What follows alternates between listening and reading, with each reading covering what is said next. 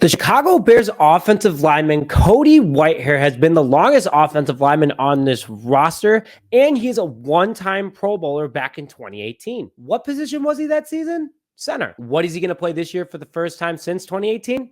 Center. Fields' most reliable bodyguard over the last couple of seasons in his career is going to be back where he belongs and is going to be a huge help for the offensive line this upcoming season. The 31-year-old veteran from Kansas State has been out there for the good and the bad of the Chicago Bears over the last 5 or 6 seasons and has been one of the league's best interior blockers according to multiple stat lines, whether at guard or center during his time. I am so happy that the front office and coaching staff decided to put him back where he performs best. And yes, it is 5 years since he was a Pro Bowler, but Cody Whitehair really hasn't gotten anywhere. He's gotten better, in my opinion, every single season, and that would make him a very reliable lineman. Hello, everyone. Welcome back to this episode of Just Another Year Chicago. My name is Nick Brody. Thank you, as always, for tuning in. Before we get more into Cody Whitehair and his position change back to center, please make sure to hit the like button, put your thoughts in the comment section below, and if you haven't already, if you please could, hit that subscribe button. So, Cody Whitehair is a 31-year-old, 6'3", 316-pound offensive lineman from Kansas State. He is a 65.9 overall PFF grade last season, according to PFF. He is an 8-year pro where he is a one-time Pro Bowler, which he was a center. In 2022 for the Chicago Bears, as bad as that offensive line was, Whitehair was definitely the bright spot. In 661 offensive snaps, he only allowed 4 sacks, along with having no penalties. Not terrible at all. Along with having to battle through injuries and being swapped out over and over on that line throughout this past season, not really having consistency,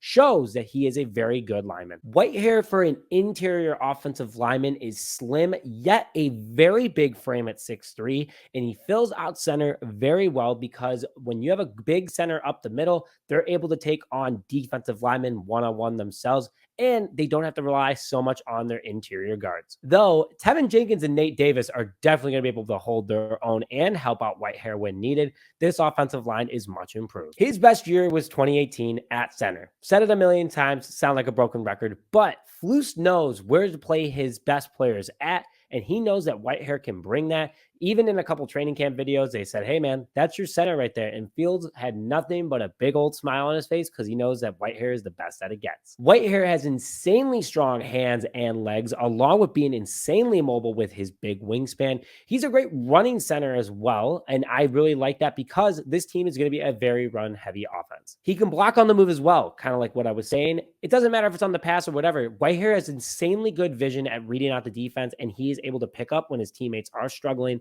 and that is a big plus for the offense. He's great at reading defenses as well, something you want to see your center have because he's able to help Fields potentially switch to play at the line and talk to his teammates about where they should be picking up a blitz. Truly a beast of an athlete. Again, at 31 years old, there's no slowing down for this guy. He still is under contract with the Chicago Bears, and I'm happy that they have him. He's also a great mentor for guys like Doug Kramer, and Bears have a ton of early picks next year, could go out and get their center of the future next year. Put your thoughts in the comment section below about what you think about Cody Whitehair being at center. But with that, thank you very much for joining this episode of Just Another Year Chicago. And as always, have a great day.